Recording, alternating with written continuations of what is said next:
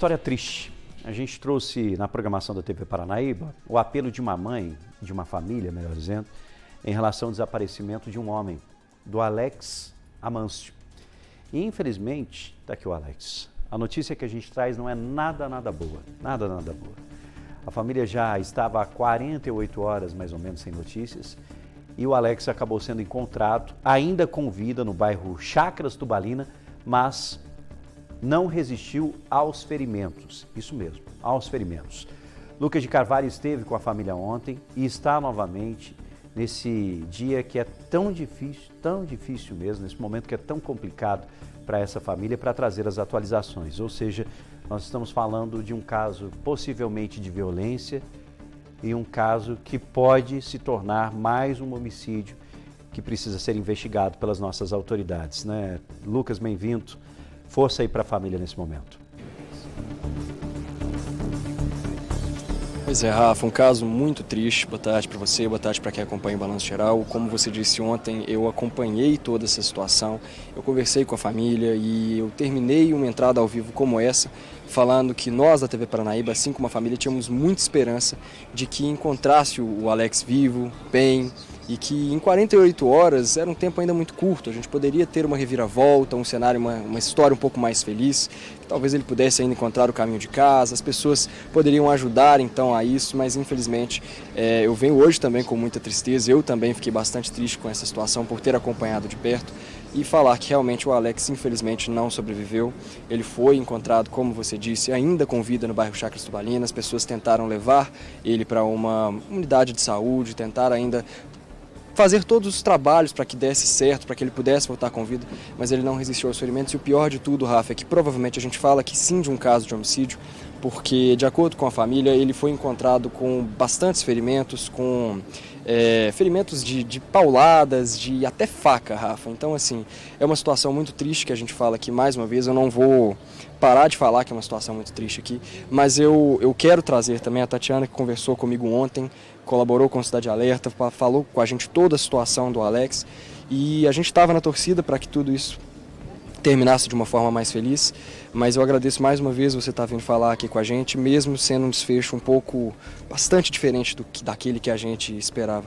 Tatiana, bem-vinda ao Balanço Geral, boa tarde para você. Eu queria que você me contasse um pouquinho de como que foi esse cenário, inclusive você que foi fazer inclusive o reconhecimento do corpo, não é? Foi. O policial me ligou falando que achou que eu tinha que reconhecer, reconheci. Sinais de brutalidade. Não foi doença, não foi overdose, brutalidade, de todas as maneiras. Aí falou primeiro que achou ele no Tubalina, mas por outras informações achou ele no Planalto, numa rua do Planalto. O casal achou ele caído no chão, com vida ainda. Levou ele para o AI do Planalto. O médico falou que tentou ressuscitar ele, mas não tinha mais o que fazer, não. Aí, sábado, ele ficou no AI, ficou um pedaço do domingo e foi pro ML. Aí eu fui reconhecer o corpo, e é ele.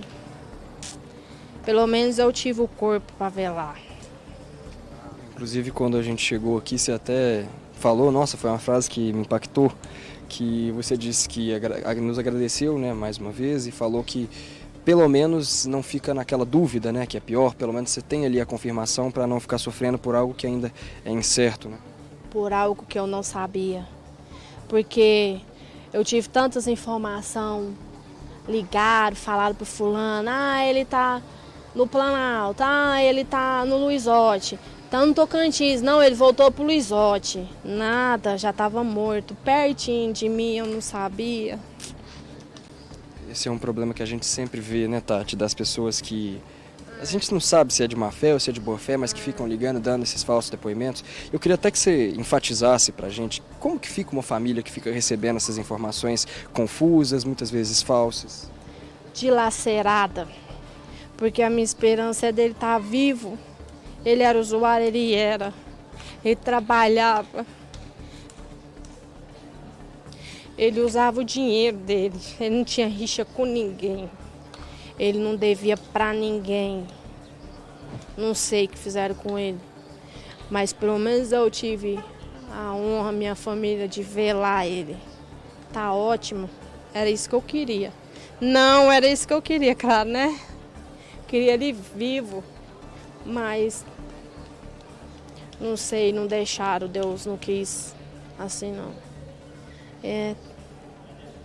Pelo menos eu tô velando ele. Tati, a gente conversou um pouquinho ontem sobre quem era o Alex, com que ele trabalhava, como foram esses últimos meses para eles também. Eu queria voltar um pouquinho nesse assunto. Você disse que ele trabalhava como caminhoneiro, depois passou a trabalhar como motorista de ônibus aqui na cidade, até que, por causa de uma cirurgia que ele precisava fazer, ele acabou sendo afastado. E como que isso mexeu com ele nos últimos meses? Deixou ele destruir também, porque ele era apaixonado em carreta, caminhão.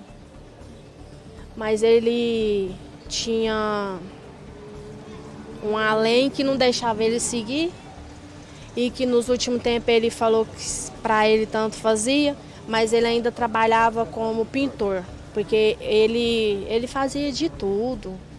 Ele era muito inteligente. Então, ele era família. Claro que a gente tinha problemas, mas é coisa de família, todo mundo tem. E o usuário não é lixo.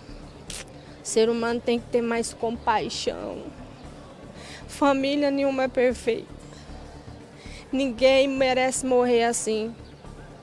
Mas Deus sabe de todas as coisas.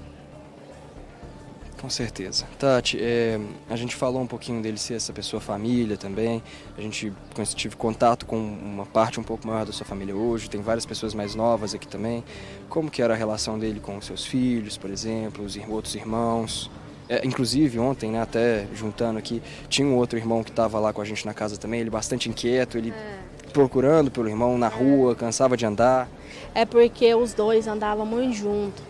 Ele sempre foi presente. Meu pai, minha mãe, meus filhos, meus irmãos, meus sobrinhos, todo mundo, família, todo mundo. E é isso. Ele tinha o problema dele? Tinha. Mas, igual ele falou, era dele, por isso que ele trabalhava, entendeu? Por isso que ele trabalhava. E ele falava assim que trabalhava mesmo para sustentar o vício dele. Ele não roubava, nunca matou e nunca fez mal para ninguém. E não pedia também para ninguém, não. Pois é um fim muito trágico e é uma notícia que a gente não queria estar dando. Mas obrigado mais uma vez, viu, Tati? Assim, a gente sabe que é uma notícia muito ruim que a gente está dando, mas eu agradeço mais uma vez a participação de vocês com a gente aqui e torço para que agora estejam num lugar melhor, né? Pelo menos próximo da família. Não é isso, Rafa? Exatamente. Um abraço para a Tati. Muito obrigado pela disponibilidade de conversar com a gente nesse momento tão difícil. Força para ela. Obrigado, Lucas, né, que também se sensibilizou e vem acompanhando de perto esse caso e um desfecho que, evidentemente, ninguém quer. Mas essa situação levanta também uma questão muito séria no nosso país, que é a questão da dependência química. A dependência química que muitos não entendem, não compreendem e, ao mesmo tempo, não se faz nada em relação a este problema, que é um problema extremamente sério e que envolve diversas pessoas e até mesmo famílias. E precisa, evidentemente, por parte das nossas autoridades, de ações que consigam resolver esse problema que é muito sério. Essas pessoas se tornam dependentes e, a partir do momento que se tornam dependentes, elas começam a fazer de tudo para sustentar esse vício. Mas e mais, para sustentar esse vício, mesmo conseguindo, com trabalho, com isso, com aquilo, elas acabam se relacionando com pessoas barra pesada. E essas negociações a gente não sabe que ponto que chega. E agora o trabalho que é feito pela polícia é para tentar identificar quem foram os agressores e entender a motivação desse crime. O que teria motivado? Será a dependência química? A dívida por causa da dependência química? Ou algo que aconteceu durante essa utilização do entorpecente?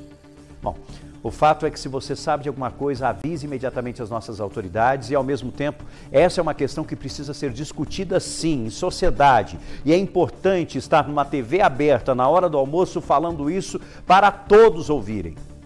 Nós estamos com um problema sério no país, que é a quantidade de pessoas que são dependentes quimicamente e que precisam de acompanhamento, de tratamento, precisam de atenção, porque senão a situação vai perdendo o controle e, infelizmente, existe uma ligação muito grande com a criminalidade. A gente começa a ter números perceptivos e preocupantes em relação aos crimes, e muitos ligados à utilização e ao tráfico de drogas. Isso precisa ser discutido.